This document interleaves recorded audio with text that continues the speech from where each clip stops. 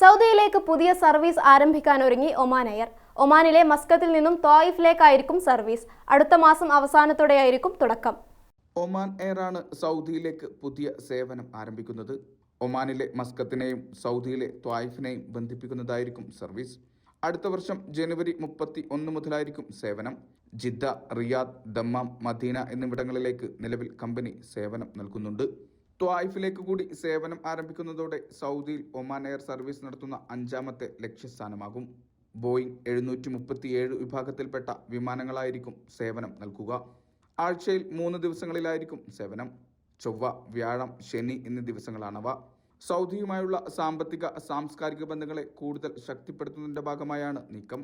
പടിഞ്ഞാറൻ പ്രവിശ്യകളിലേക്ക് യാത്ര ചെയ്യാൻ ആഗ്രഹിക്കുന്ന മലയാളികളടക്കമുള്ളവർക്ക് ഒമാൻ എയറിന്റെ കണക്ഷൻ വിമാനങ്ങൾ ഉപയോഗിച്ചും ത്വായിഫിലേക്കെത്താം.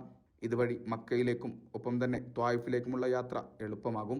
Vishal Cherpulassery, media 1, Riyadh.